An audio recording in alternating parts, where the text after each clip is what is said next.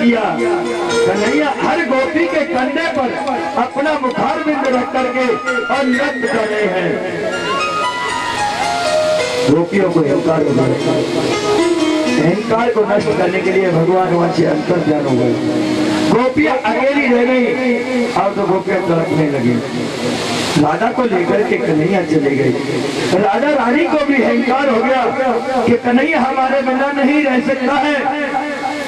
तो भगवान ने राधा रानी के अहंकार को नष्ट करने के लिए राधा रानी कहने लगी, अरे कन्हैया अब मुझ पे नहीं चला जाता है। तो भगवान ने कहा कि हे राधा, अगर आप पे नहीं चला जाता है, आपके चरणों में ज्यादा दर्द हो रहा है, तो आप मेरे कंधे पे विराजमान हो जाइए। राधा रानी कन्हैया के कंधे पे विराजमान होने के लिए तत्पर हो गई। जैसे कन्हैया विराजमान हो गए, बैठ गए, राधा रानी ने अपना चरण उठाया, कन्हैया वहां से अंतर ध्यान है गए। बोलिए गोविंद भगवान की। आज राधा रानी भी दौड़ रही है। अब गोपियां लता पताओं से वृक्षों से पूछ रही है, तुमने हमारे कन्हैया को देखा क्या? इसलिए अहंकार नहीं करना चाहिए।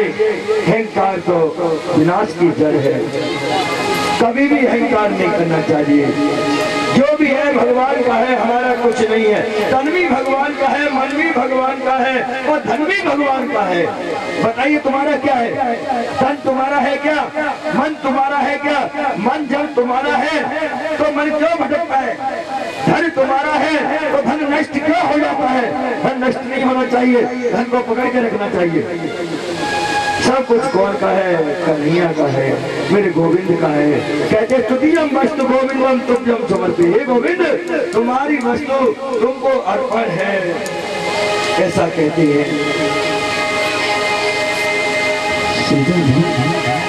घनश्याम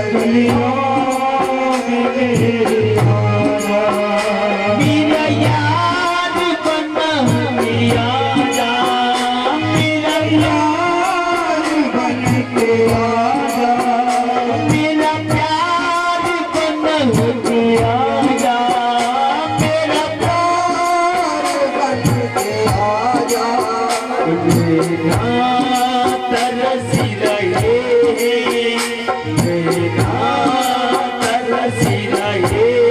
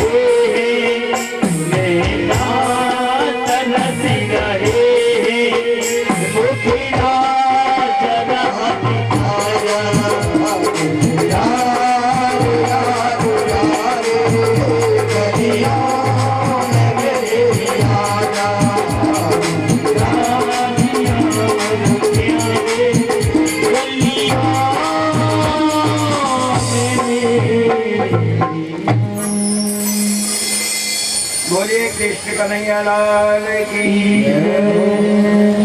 देखो हम धीरे बोल रहे हैं तो ये कितने धीरे बोल रहे हैं। अरे सबको जलपान हो जाएगा, समय थोड़ा कम है, इसीलिए शांति से जलपान भी होता रहेगा और कथा भी श्रवण होती रहेगी। तो आज गोपियों ने बड़ा विरह किया, हे घनश्याम, हे कन्हैया, आप हमें छोड़ करके क्यों चले गए? हे प्राणनाथ, हे प्राण आधार, आप एक बार आकर के हमें दर्शन दे दो। कोई भी प्राणी कभी भी अहंकार नहीं करना चाहिए। गोपियों को अहंकार हुआ, इसी वजह से भगवान वहां से अंतर ध्यान हो गए। इधर कंस बड़े बेचैन हैं, तो नारद जी का काम है विश्व कल्याण के लिए, जन कल्याण के लिए भ्रमण करते थे। नारद जी आज महाराज कंस के पास गए और जाकर के बोले, हे कंस, मुझे बड़ा कष्ट हो रहा है, मुझे रात्रि भर नींद नहीं आती है, मुझे रात्रि में नींद नहीं आती है, मुझे ऐसा लगता है अरे वो देवकी का लाला कन्हैया 8वां जो गर्भ है वो कहीं तुम्हारा विनाश नहीं कर दे। मुझे जो कि तुम मेरे शिष्य हो, शिष्य की वजह से मुझे रात दिन चिंता सताती रहती है। अब मैं कुछ नहीं सुनना चाहता, मैं इतना अब कष्ट में नहीं रहना चाहता, अब मुझे कुछ नहीं चाहिए, मुझे तो परसों हे कंस, मुझे तो कृष्ण का पद चाहिए, परसों के कुछ भी करो, कैसे भी करो। आज नारद जी ने कंस से ऐसे कहा तो कंस कहने लगा, हे प्रभु, हे नारद जी, हे गुरुदेव, जब देवकी का लाल मेरे सामने आएगा वसुदेव नंदन, तो मैं उसको कैसे पहचानूंगा? तो नारद जी ने कहा, आप उसको ऐसे पहचानना, काला काला होगा, मुरली वाला होगा, टेढ़ी टांग वाला होगा, इसमें से कोई भी रूप तुझे दिख जाए तो कि समझ लेना ये देवकी का लाल वसुदेव नंदन है, ये तेरा काल है, तो उसको पहचान लेना। अब तो दाल में अगर जीरा जो पड़ा रहता है वो काला दिखता है तो भयभीत हो जाता है, परछाई भी किसी की दिखती है तो भयभीत हो जाता है। बचाओ बचाओ, आ गया देवकी का नंदन, देवकी का लाल आ गया, डर जाता है। सब मंत्री समझाते हैं महाराज आप चिंता मत करो, यह बहुत बड़ा पहरा लगा हुआ है, यह पहरे के अंदर कोई भी नहीं आ सकता है, आप चिंता मत करो। कंस को इतना भयभीत कर दिया नारद जी ने, अब तो काली वस्तु कोई भी दिखाई देने लगे तो कंस समझता है यही कृष्ण है, यही देवकी का नंदन है, यही वसुदेव नंदन है।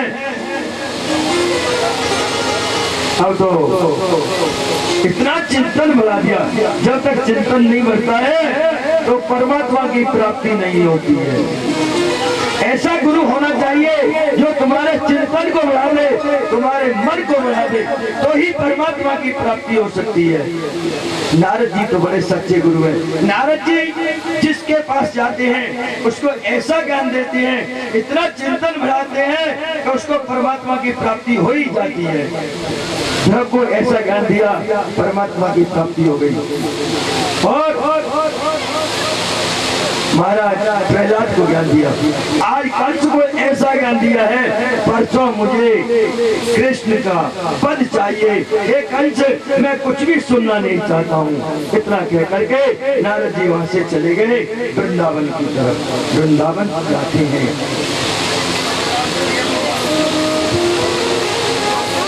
वृंदावन को मेरी उठे बिरे ये सखी वृंदावन जाऊंगी, मेरी उठे बिरे वृंदावन जाऊंगी,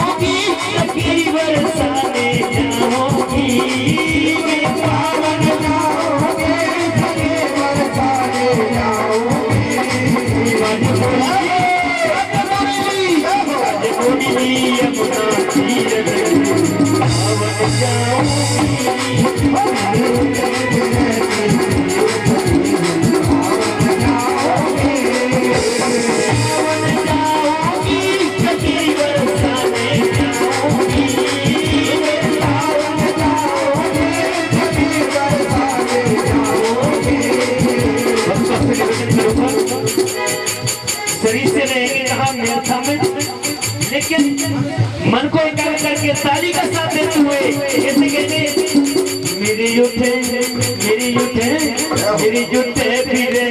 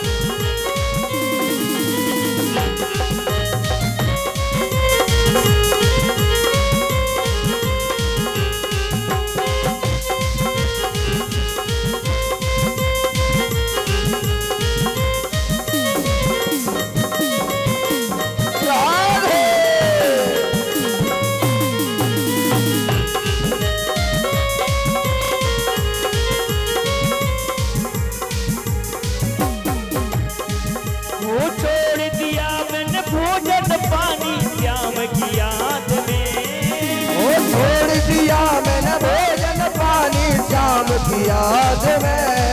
वो छोड़ दिया मैंने भोजन पानी श्याम की याद में।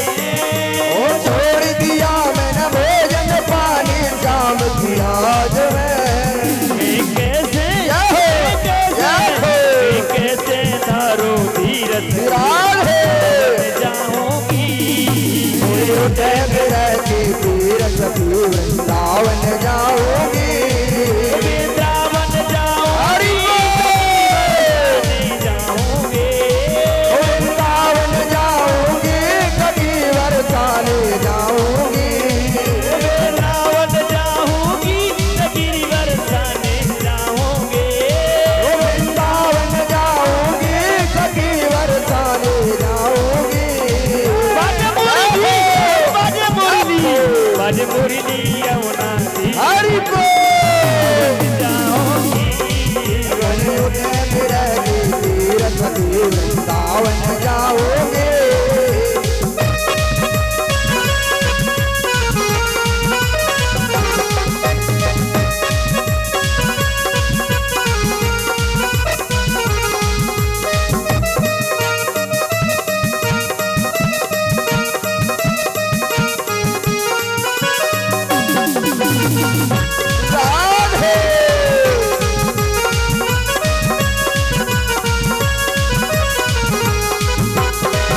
लड़े गिरधर से मैं तो पागल कर डारे।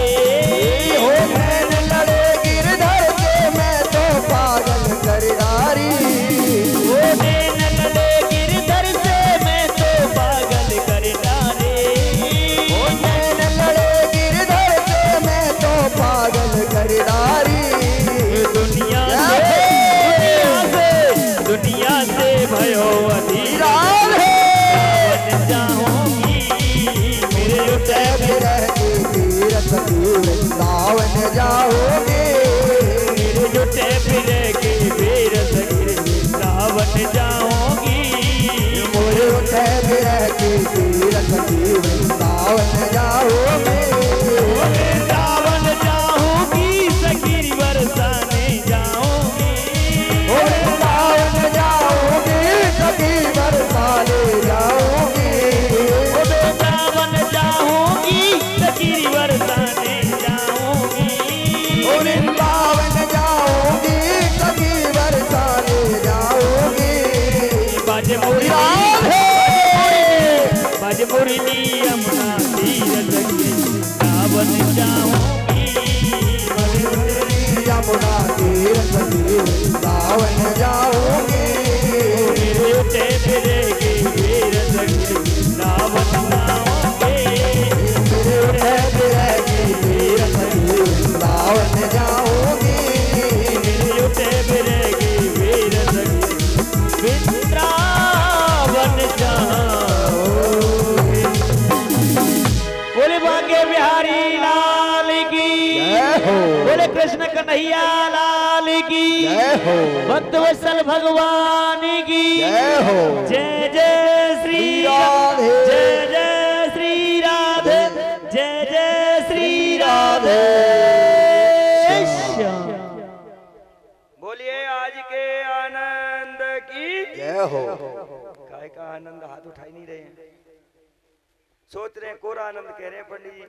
थोड़ा जलपान हो जाता वो भी नहीं होने दिया है आज। और कह रहे हैं आनंद की। वो कोई बात नहीं है।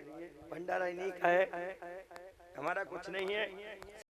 कुलो नंदम आशक्तो तामिनायम रथे नामम तीर्थः। नारद जी नंद भवन की तरफ वृंदावन में चले जाते हैं। वहां नारद जी ने जाकर के और कन्हैया से कहा, हे कन्हैया, हे देवकी नंदन, मैं कुछ भी सुनना नहीं चाहता हूँ। सब भक्तगण बड़े दुखी हैं, बड़े ही परेशान हैं। अगर आपको भक्तों का कष्ट हरण करना है तो आपको परसों कंस का वध करना ही होगा। कन्हैया हंसने लगे, कहने लगे दाऊ भैया देख लो नारद जी की चाल, क्या कह रहे हैं? परसों कंस का वध करना है, मैं कुछ भी देखना नहीं चाहता। कन्हैया बोले, क्यों नारद जी? नारद जी से कहते हैं, तुमने कंस को कौन सी तारीख दी है? कंस से क्या बोला है? जो आप हमसे बोल रहे हैं वही कंस से बोला।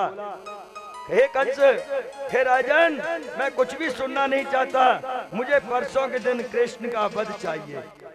हमसे आके कह रहे हैं, हे केशव, हे कृष्ण, मैं कुछ भी सुनना नहीं चाहता, मुझे कंस का वध चाहिए।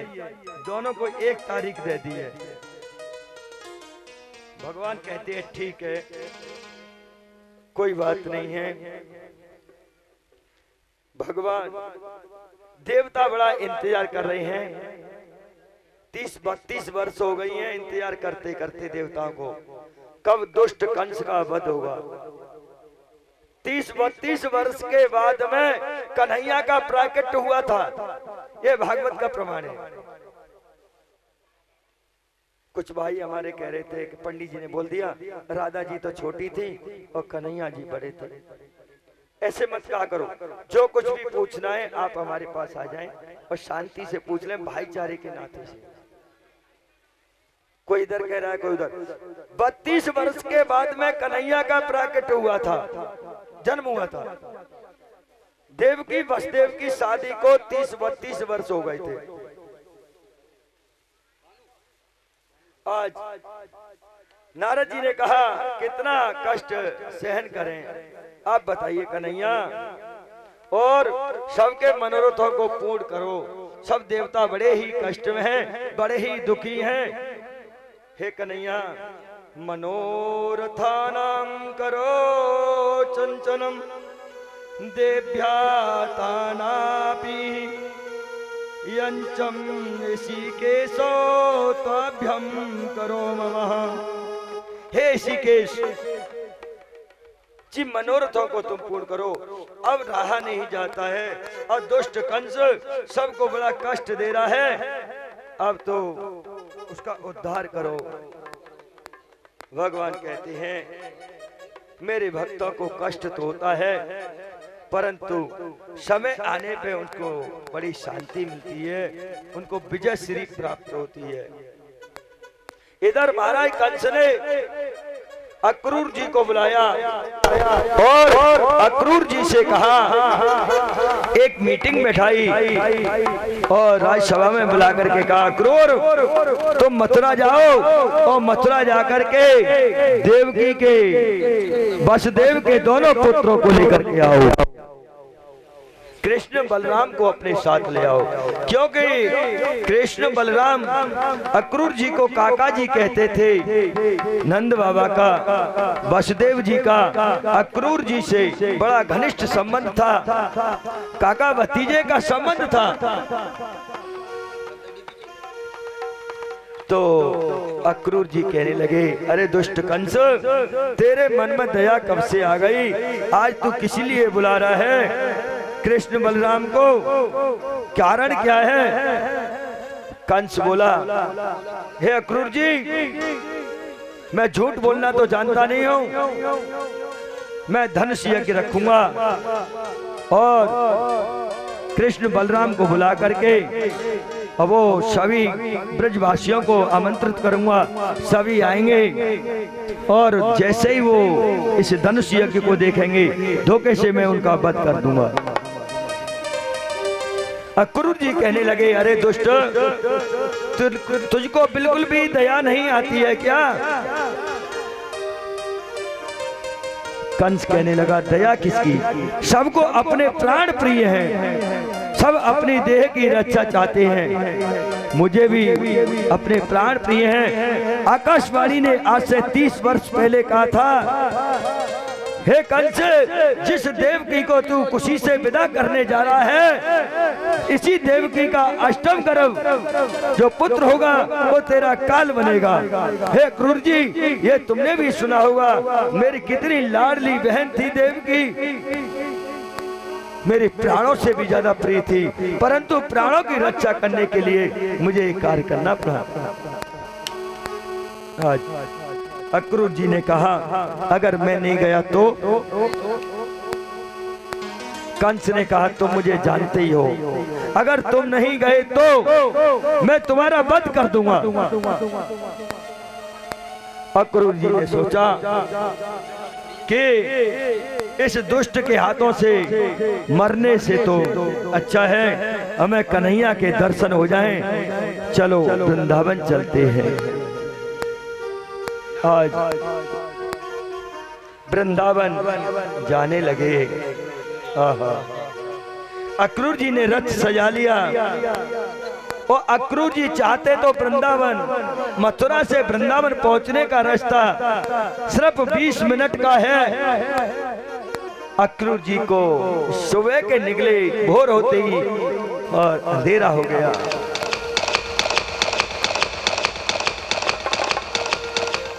अक्रूर जी सोचते हैं हे भगवान, मैंने ऐसा कौन सा पाप किया है जिसका दंड आप मुझको दे रहे हैं? मैं दूसरे के बच्चों को काल के मुंह में कैसे ढकेल दें? ऐसा कहा। सोचते जा रहे हैं, किसी वृक्ष के नीचे रुक जाते हैं, अश्रुपात होने लगता है, रोने लग जाते हैं। हे विधाता, तुमने मुझे क्यों जन्म दिया? जो नन्हे से बच्चे मुझसे काका कह करके मेरी गोदी में आ जाते, किलकिला करके हंसते, आज उन्हीं बच्चों को मैं मृत्यु के मुंह में कैसे ढकेल सकता हूँ? अक्रूर जी सोचते रहते हैं, कभी चेत हो जाता है, कभी अचेत हो जाते हैं। अक्रूर जी धीरे धीरे वृंदावन पहुंच जाते हैं। अंधेरा हो जाता है। नंद भवन में जाकर के नंद बाबा ने देखा अक्रूर जी आए हैं, बड़ा सम्मान किया, बिठाया, गले से मिले।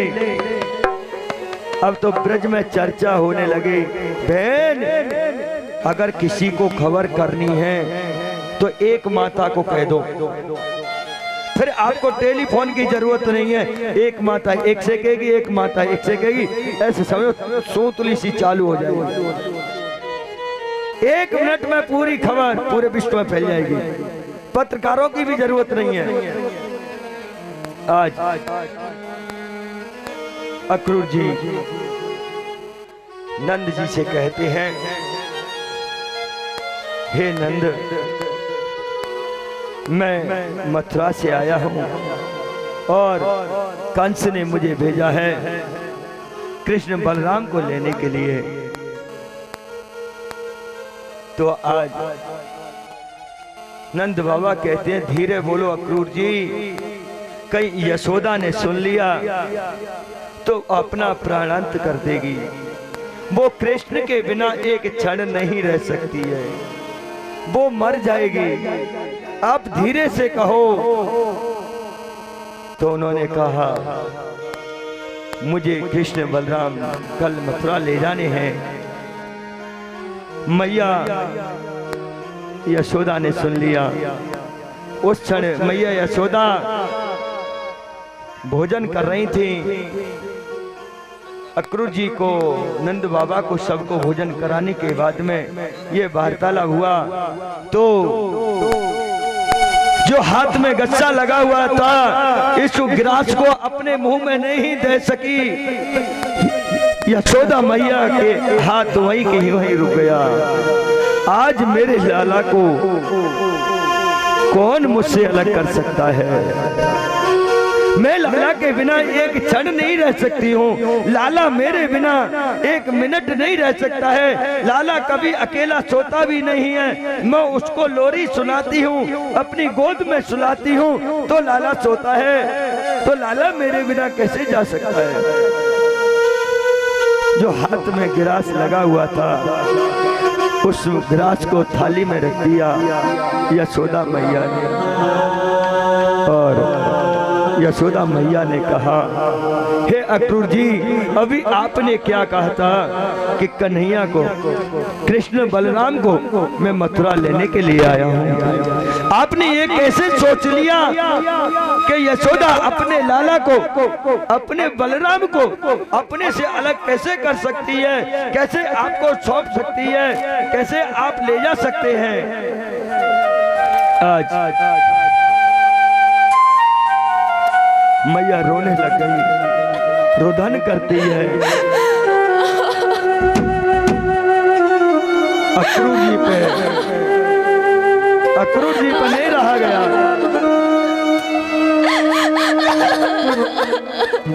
काफी समझाया अक्रूर जी ने, हे नंदरानी, कृष्ण बलराम का जाना बहुत ही आवश्यक है, इसलिए खुशी से इन दोनों को विदा कर दो, मेरे साथ भेज दो। क्रोधा भवन्ते समो समस्ते सम्रता संतो बुद्धिनाशनो।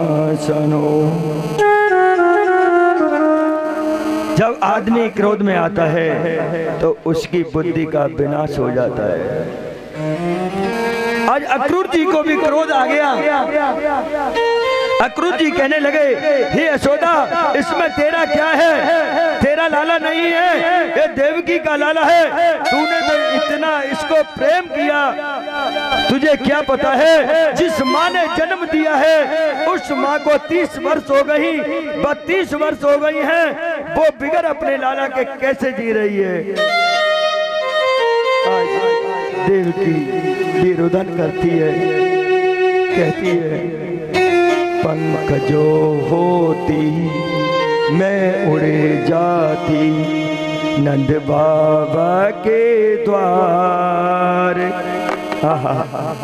देवकी बड़े भाव से कहती है, अगर मेरे पंख लगी होती तो मैं नंद बाबा के द्वार पे उड़ के पहुंच जाती।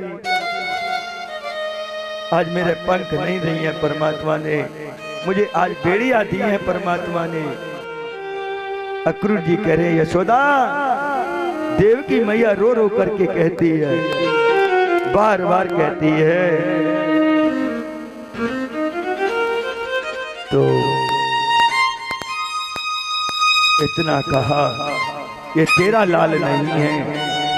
मैया यशोदा को मूर्छा आ गई, जमीन पे गिर गई।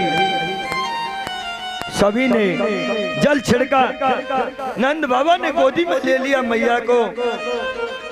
कहने लगे, यशोदा, अरे धीरज धारण करो, उस माँ के बारे में भी सोचो जिस माँ ने जन्म दिया है। उस माँ ने अपने लाला के दर्शन 30 वर्ष से नहीं किए, आज उसके भाग्य में लाला के दर्शन है, तो हम कैसे रोक सकते हैं? आज कृष्ण बलराम को जाने दो।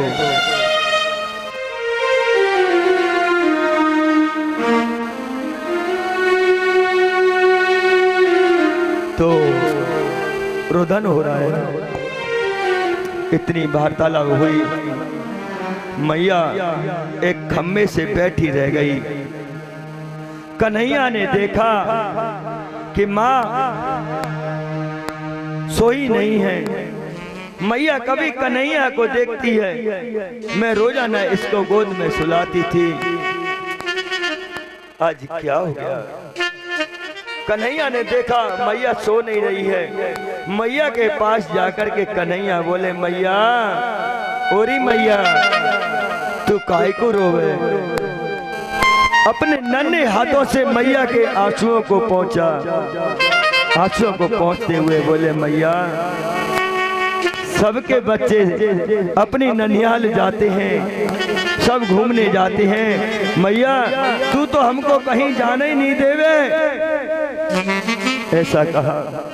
आज मैया ने कन्हैया को अंक में भर लिया। देवता कहने लगे, यशोदा, तेरे भाग्य की कहीं नहीं जाए। जो जगत पिता है आज तेरी अंक में है, तेरी गोद में, अपने नन्हे हाथों से तेरे अस्त्र पातों को पहुंच रहा है। अब ब्रज में हल्ला हो गया, कोई आया है कंस के यहाँ से कृष्ण बलराम को लेने के लिए। सभी ब्रजवासी दौड़ पड़े, सभी गोपियां दौड़ पड़ी। प्राप्त समय होते ही अक्रूर जी रथ पे बैठ करके कृष्ण बलराम को ले जाने लगे। गोपियों ने रथ को रोक लिया और रुदन मचाने लगी। हे कृष्ण, हे कन्हैया, तुम हमको छोड़ करके कहां जा रहे हैं? ऐसा मत करो। कन्हैया ने रथ को रोक लिया। गोपियां सामने लेटी हुई हैं रथ के, कहती हैं, हे कृष्ण, हे बलराम, आप हमारे ऊपर होकर के रथ निकाल ले जाइए, हम आपको जाने नहीं देंगे, अपने प्राण दे देंगे। भगवान रथ से नीचे उतरे। उतरने के बाद में गोपियों को समझाया। समझाने के बाद में काहे गोपियों, अगर तुम मुझसे सच्चा प्रेम करती हो तो मेरे मार्ग में मत आओ। मैं जिस कार्य के लिए जा रहा हूं आज उस कार्य को होने दो। भगवान गोपियां हट गई। भगवान ने समझाया। उधर देखा राधा रानी एक वृक्ष के डाली के नीचे खड़ी हुई है, ऐसे स्तंभ हो गई है मानो कोई पत्थर की मूर्ति खड़ी है। न तो राधा रानी रोती हैं न कुछ बोलती हैं। कन्हैया ने कहा, राधा रानी को समझाया और कहा, चिंता मत करो, मैं परसों आ जाऊंगा, घबराओ मत, मैं परसों आ जाऊंगा। मेरे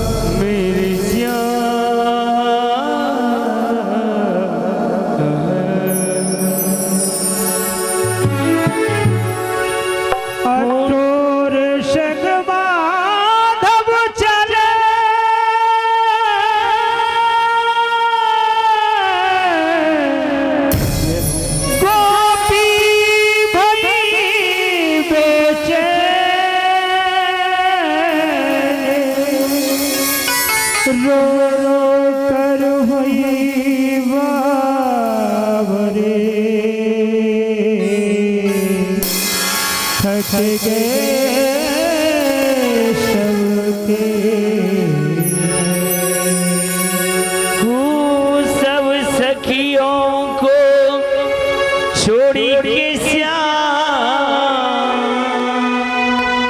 मत जाओ मत राघन श्याम बेदर्दी निकले सावरिया मोही निकले सावरिया। और सब सखियों को छोड़ी के श्याम मत जाओ मथुरा धन श्याम निर्मोही निकले ओ सावरिया बेदर्दी निकले ओ सावरिया। सब सखियों को छोड़ के मत जाओ मथुरा में घनश्याम बेदर्दी निकले सावरिया निर्मोही निकले सावरिया।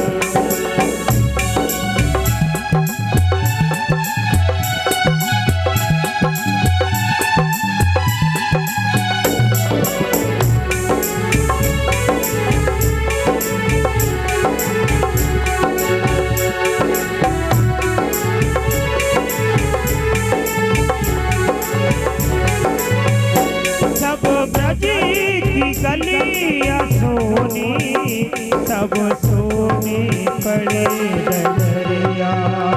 सब ब्रज की गलियां सोनी सब सोनी पड़ी है डगरिया। आंसू भर के सब रो रो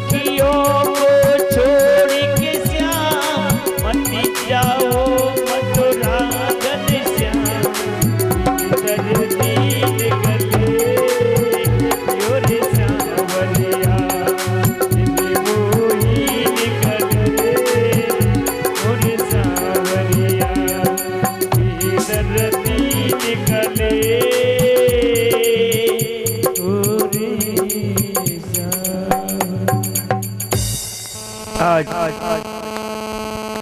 गोपियां रुदन करती रह गई, कन्हैया के वियोग में तड़पती रह गई। अरे तुम तो बड़े निर्मोही हैं, तुमको दया नहीं आई, कहती हुई जा रही हैं। इधर अक्रूर जी रथ को लेकर के मथुरा की तरफ चल देते हैं। कृष्ण लेता है ब्रज से विदा जी के मैया मेरी याद ना करे। कृष्ण लेता है ब्रज से विदाई की मैया मेरे याद न करे।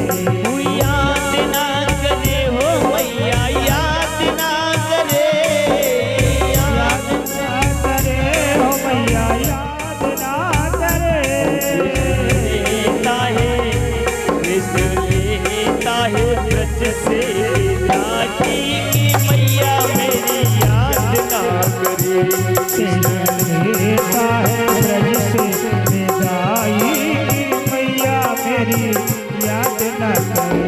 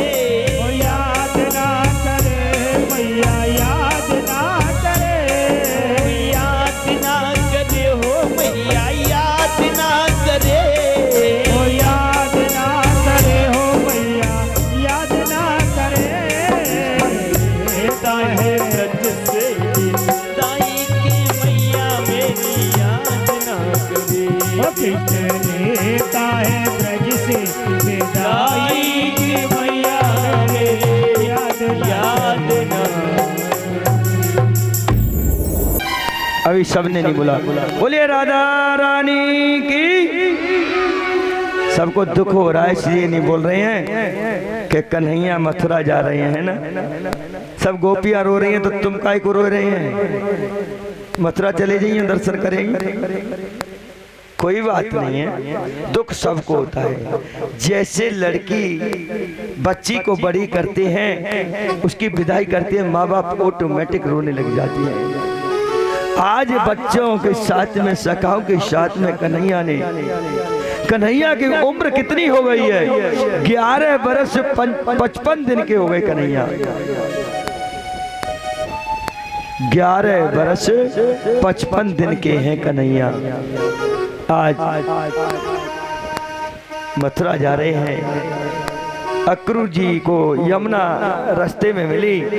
अक्रूर जी सोचने लगे भोर समय होते ही हम जल्दी प्राप्त समय निकल लिए, हमने संध्या वंदन नहीं किया है, तो यमुना में स्नान करने चल दिए।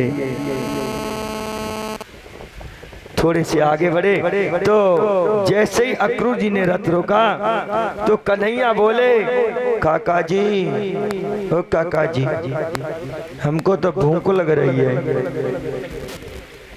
अक्रूर जी बोले, राम राम, बताओ अभी 1 घंटा हुआ नहीं है रथ में बैठे और कह रहे काका जी हमको तो भूख लग रही है।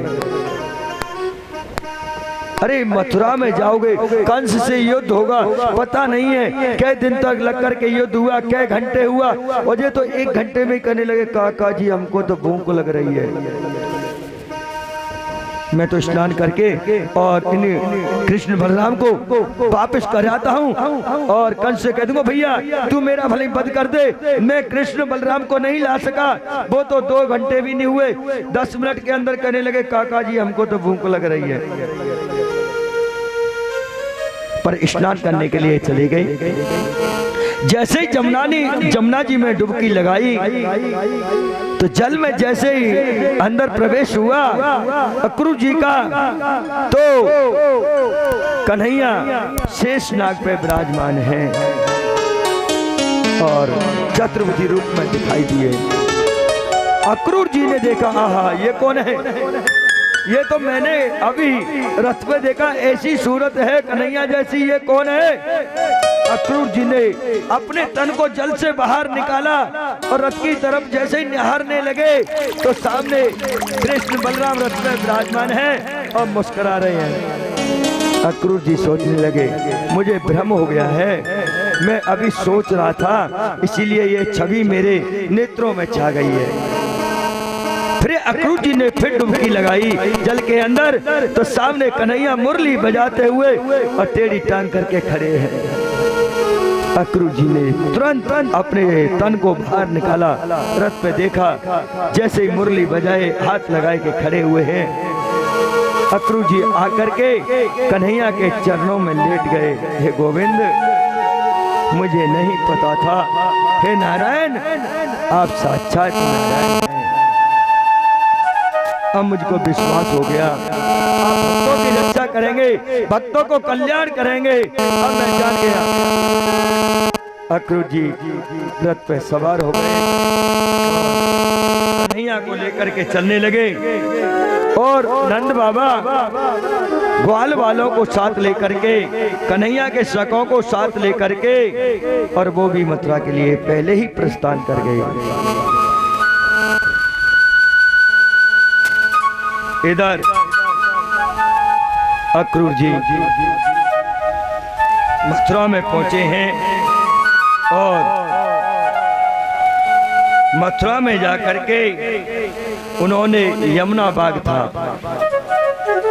मथुरा से बाहर एक बाग था, बगीचा, उसको कहते हैं यमुना बाग।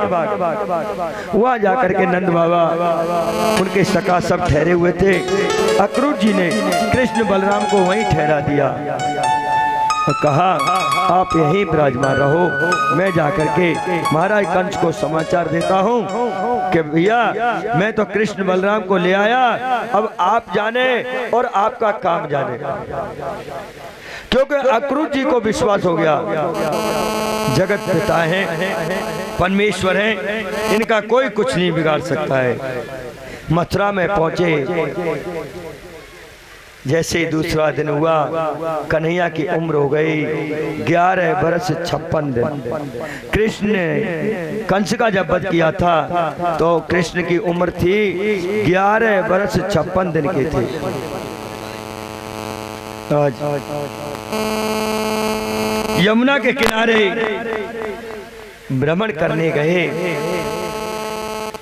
तो ग्वाल वाले बोले, उनके सखा चलते उनकी मंडली थी, तो ग्वाल वाले बोले कन्हैया ओ भैया, अरे काना हम मामा के यहाँ जाएंगे, मामा तो एक राजा है, और हम ग्वाल वाले गाय चरा चरा करके आए हैं, हमारे पास ढंग के वस्त्र भी नहीं है, हमें आभूषण बढ़िया बढ़िया आभूषण की व्यवस्था हो जाए तो अच्छा लगेगा, मामा हमारा बड़ा स्वागत करेगा।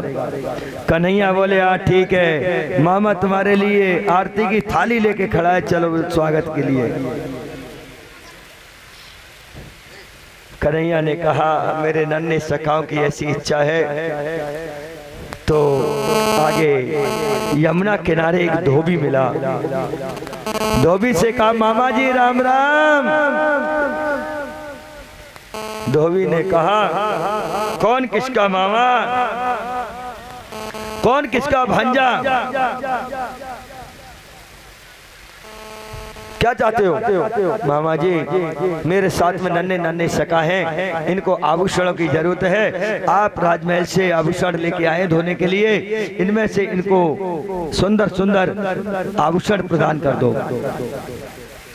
धोबी बोला अरे जो काम कंस करने वाले हैं मुझे ही करना पड़ेगा क्या, भाग जाए यहाँ से। धोबी अपने उस मोंगरी से कपड़े धोता था, उसको लेकर के मारने दौड़ा। एक नन्हा सा सका मधुमंगल बोला अरे कन्हैया अब कहा देखे, अरे जब धोबी की ऐसी हिम्मत हो गई कि आज हमारे कृष्ण बलराम पर ये अपना डंडा लेकर के सामने खड़ा हो गया, होगी सो देखी जाएगी, मैं तेरे पीछे खड़ा हूं। 1.5 अंगुल को सखा क्या कह रहा, होगी सो देखी जाएगी, मैं तेरे पीछे खड़ा हूं। भगवान बोले अरे सखा हो, तुम्हारे प्रेम ने तो मुझे जीत लिया है। उंगली पकड़ के चल रहा है, नन्हा सा सखा 1.5 वर्ष को है। आज मुष्टिक को उसको धोबी को एक मुष्टिक प्रहार किया, उसमें उसका गोविंदाय नमो नमः हो गया।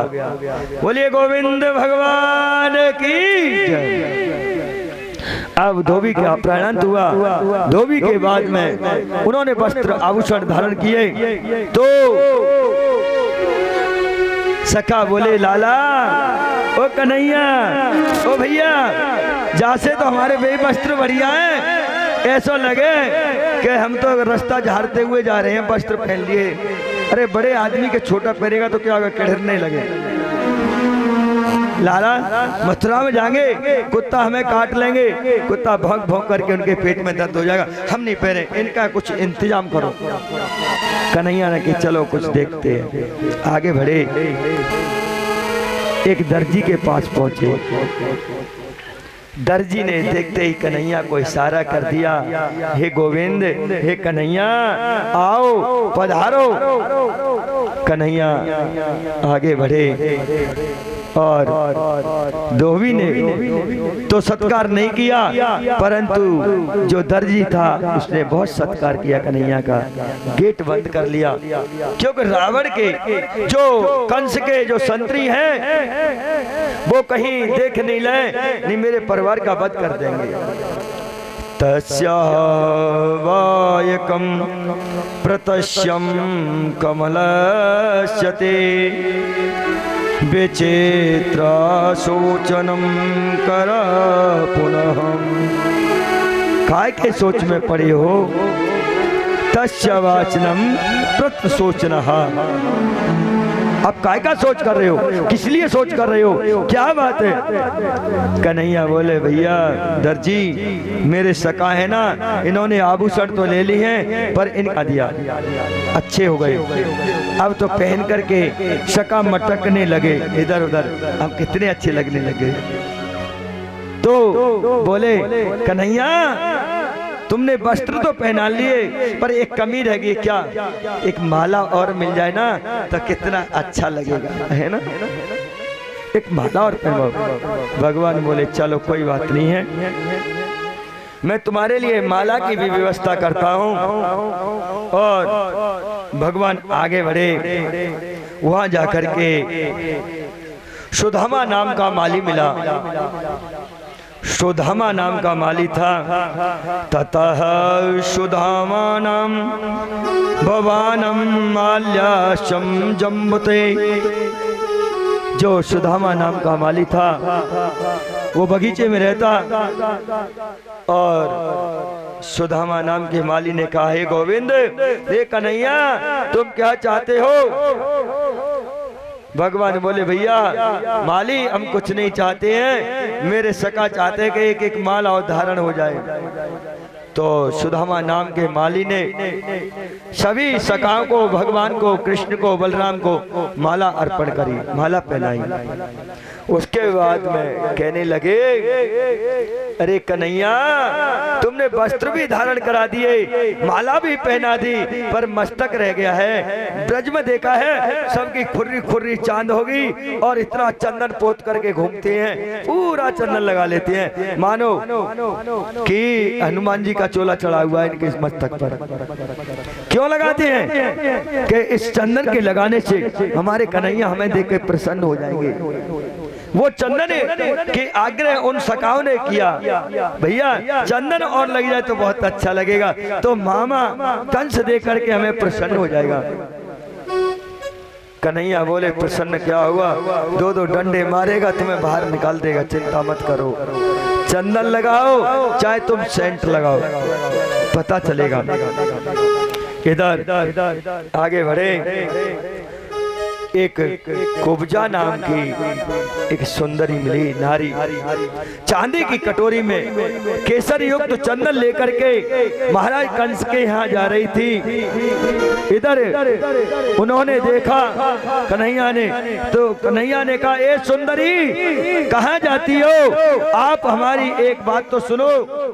तो कुब्जा सोचने लगी, आज तक मुझसे किसी ने मथुरा में सुंदर ही नहीं कहा है, कोई कुब्जा कहता है, कोई कुबड़ी कहता है, कोई कुरूप कहता है, अनेक रूप से बुलाते हैं, पर सुंदरी किसी ने नहीं कहा है। रुक गई, घूंघट मरा हुआ था, कहा क्या बात है, कौन है आप?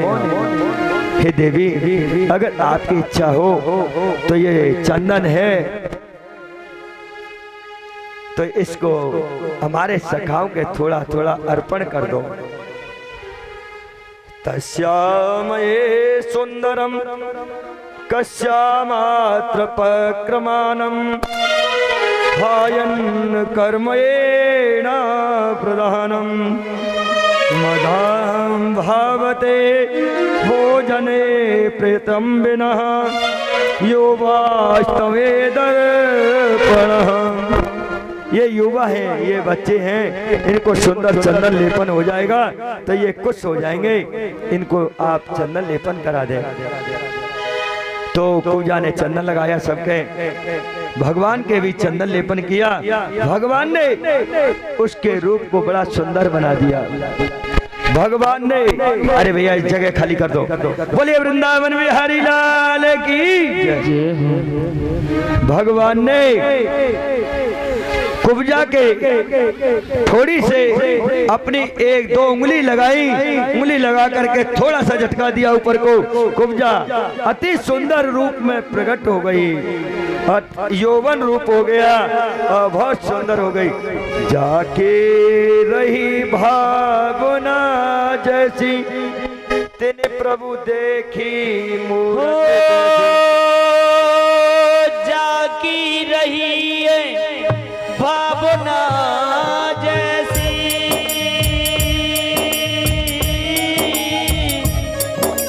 प्रभु मूर्ति देखी दिन तैसी। राम सिया राम सिया राम जय जय राम, राम सिया राम सिया राम जय जय राम। तो आज कुब्जा का भाव क्या था कि मैं भी कभी सुंदर होंगी क्या, मुझे भी ये रूप मिलेगा क्या। आज भगवान ने वो रूप प्रदान किया।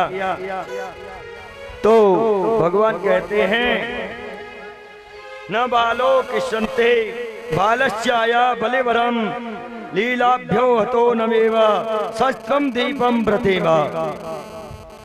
बालकों को बड़ा आनंद आया और भगवान आगे बढ़ जाते हैं। मेरे बाके बिहारी पिया कुब्जा कीर्तन कर रही है, क्या कहती है? आज कुब्जा के आगे से जा रहे हैं भगवान तो उनका दुपट्टा पकड़ लिया है और कहने लगी कुब्जा क्या? मेरे बाके बिहारी पिया चुरा दिल मेरा लिया, मेरे बाके बिहारी पिया चुराई